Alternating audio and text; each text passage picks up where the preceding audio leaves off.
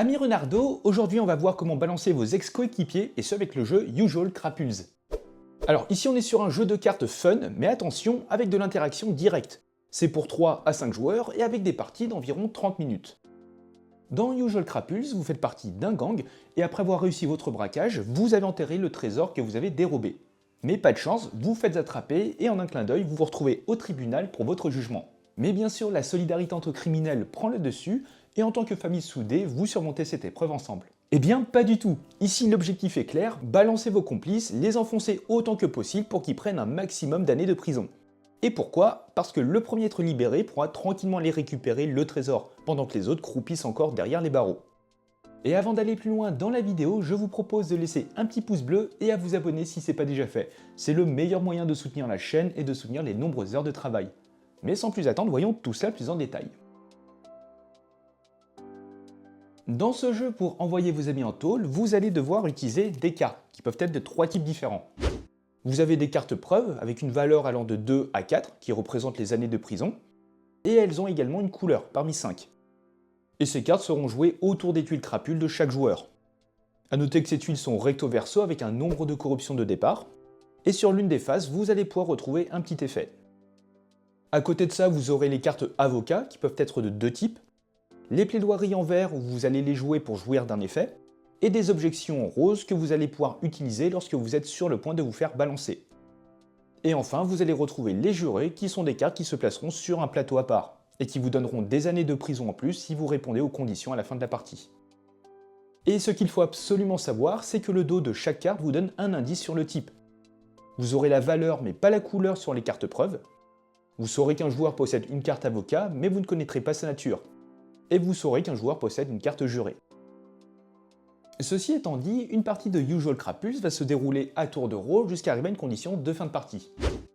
Alors soit il n'y a plus de jetons balance au-dessus du plateau tribunal, on verra comment les récupérer un peu plus tard, soit tous les emplacements jurés sont pris, ou bien dès qu'un joueur ne peut plus compléter sa main car toutes les cartes ont été piochées.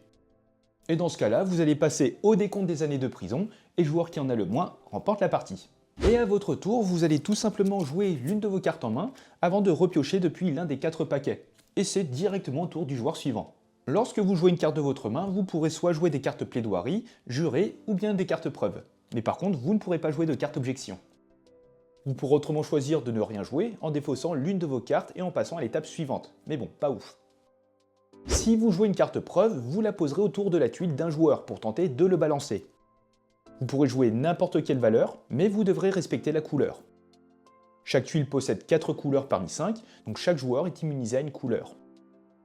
Attention, il faut savoir que les cartes de valeur 4 donnent certes 4 années de prison, mais vous donnent par contre de la corruption. Jetons que vous allez conserver sur votre plateau et qui serviront lors des conditions des cartes jurées pour récupérer ou pas des années de prison supplémentaires, et ce à la fin de la partie. Et attention, le joueur qui reçoit une carte va pouvoir se défendre. Dans le cas où il n'a pas 4 cartes de couleurs différentes autour de sa tuile, ou qu'il n'a pas 3 valeurs différentes, eh bien tout va bien. Il pourra à présent se défendre en jouant l'une des cartes preuves autour de votre tuile pour se venger.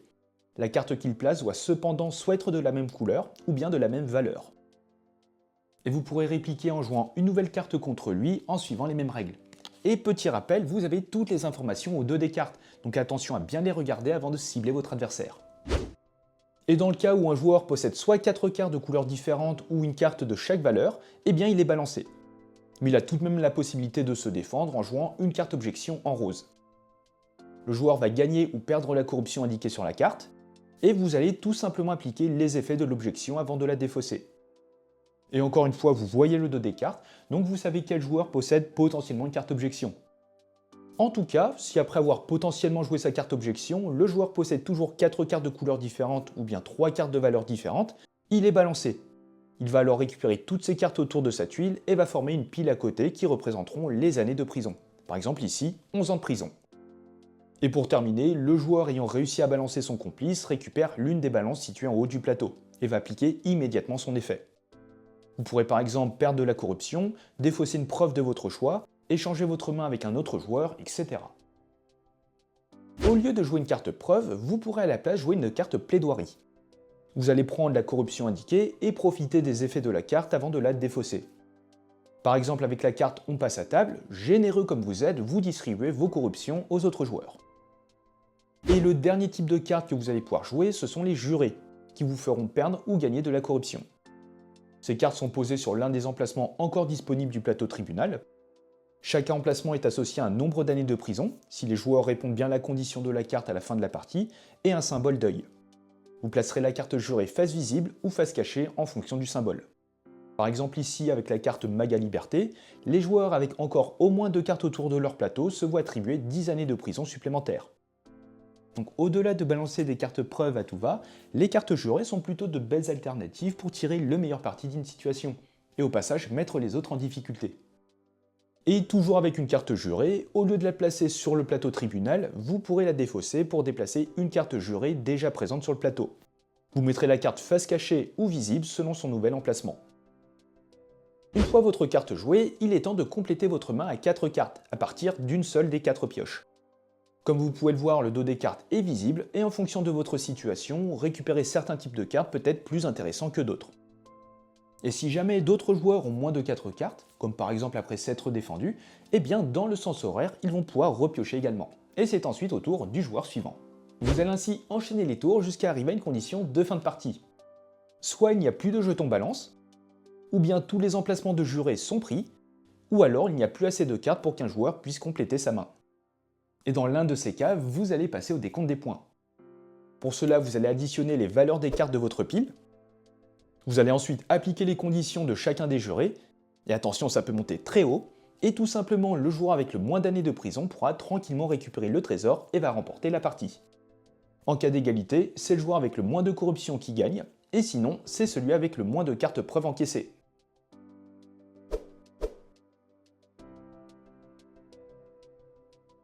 Et voilà les amis, désormais vous êtes prêts à balancer vos copains. N'hésitez pas à me dire ce que vous en pensez dans les commentaires, et si le jeu vous a plu et que vous souhaitez soutenir la chaîne, eh bien n'hésitez pas à utiliser le lien en description. Et sur ce, portez-vous bien, et on se dit à la prochaine. Ciao!